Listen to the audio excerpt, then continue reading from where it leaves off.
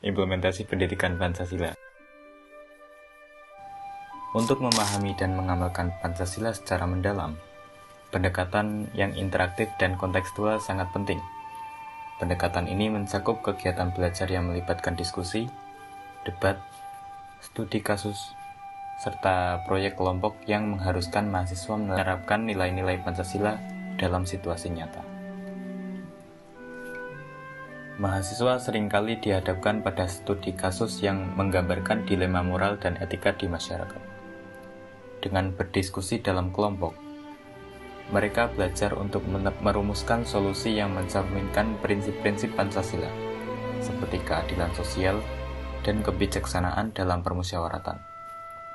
Diskusi ini tidak hanya mengasah kemampuan berpikir kritis, tetapi juga membentuk karakter yang sesuai dengan nilai-nilai Pancasila.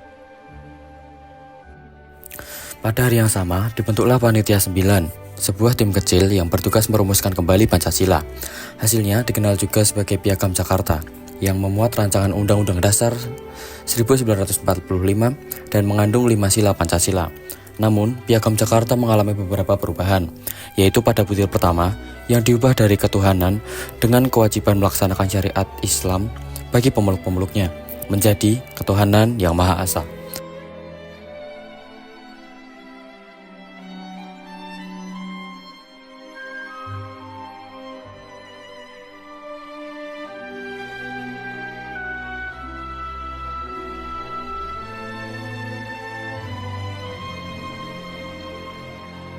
Hal ini dilakukan untuk mengakomodasi keberagaman agama di Indonesia. Perubahan ini menghasilkan rumusan Pancasila akhir yang kita kenal hingga saat ini, yang berbunyi 1.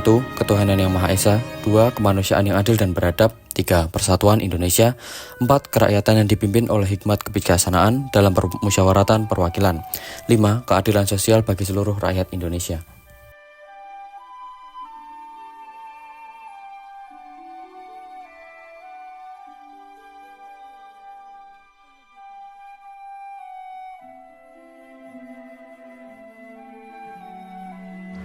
Jadi, kesimpulannya yaitu, dalam menghadapi era modern dan globalisasi, peran Pancasila sebagai landasan ideologi dan panduan moral semakin penting. Melalui pendidikan Pancasila yang menyeluruh dan adaptif, kita dapat memastikan bahwa nilai-nilai luhur ini tetap terjaga dan diterapkan dalam kehidupan sehari-hari. Generasi muda yang memahami dan mengamalkan Pancasila akan menjadi agen perubahan yang mampu membawa Indonesia menuju kemajuan dan kesejahteraan yang berkelanjutan.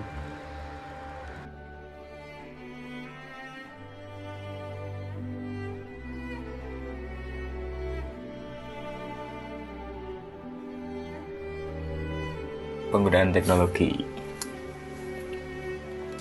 Teknologi dapat menjadi alat yang kuat dalam pendidikan Pancasila. Misalnya, penggunaan platform e-learning memungkinkan penyebaran materi pendidikan Pancasila ke seluruh pelosok negeri. Video pembelajaran, podcast, dan diskusi daring dapat menjadi sarana yang efektif untuk menyampaikan nilai-nilai Pancasila kepada generasi muda. Media sosial mungkin sering dianggap sebagai sumber disinformasi. Juga dapat digunakan untuk mempromosikan nilai-nilai Pancasila. Kegiatan sosial dan pengabdian masyarakat.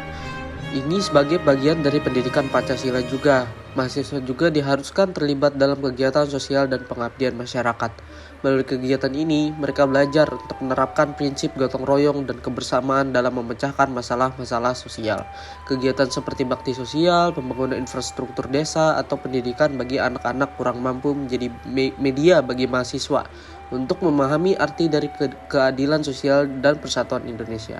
Untuk tantangan pendidikan Pancasila di era digital, tantangan yang dihadapi dalam mengajarkan dan mengamalkan Pancasila sebagai kompleks.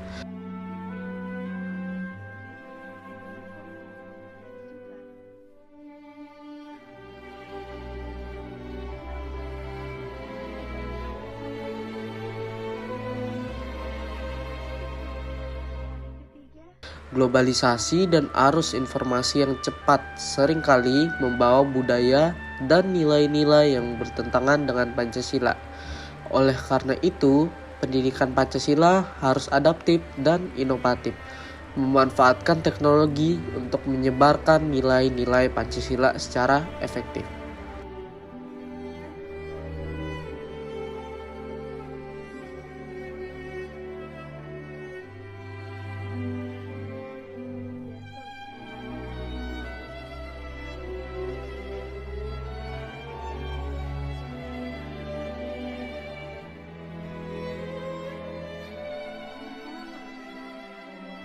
Pancasila tidak hanya berperan sebagai dasar negara, tetapi juga sebagai identitas nasional yang harus kita pertahankan di tengah arus globalisasi. Identitas ini harus terus diperkuat melalui berbagai upaya pendidikan, budaya, dan kebijakan yang mendukung pengamalan nilai-nilai Pancasila.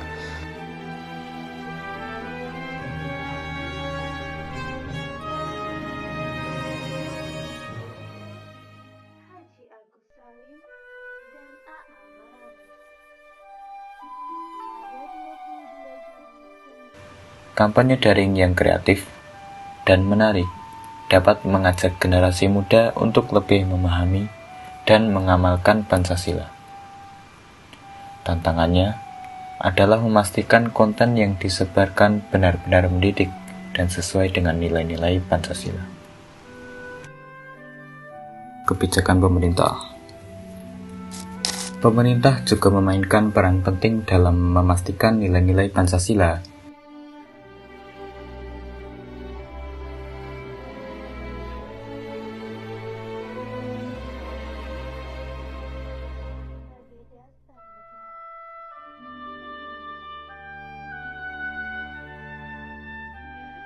Pendidikan karakter berbasis Pancasila juga menjadi salah satu strategi penting dalam membentuk generasi penerus yang berintegritas.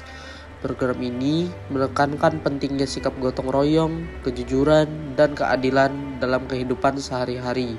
Dengan demikian, Pancasila tidak hanya menjadi konsep yang dihafal, tetapi juga dihayati dan diamalkan dalam setiap tindakan.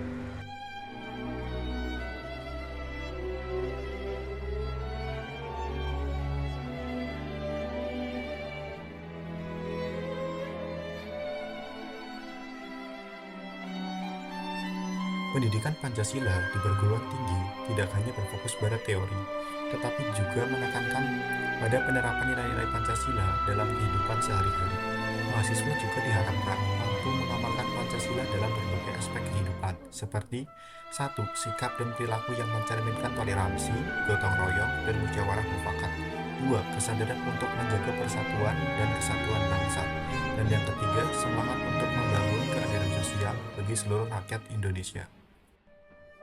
Pancasila menjadi sebagai manusia ada dasar negara yang terdiri atas 5 asas, yaitu ketuhanan yang Maha Esa,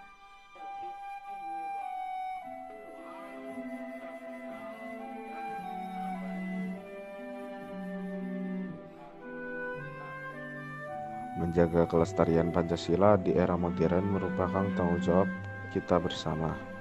Sebagai generasi penerus bangsa, kita harus memahami, menghayati, dan mengamalkan nilai-nilai Pancasila dalam kehidupan sehari-hari.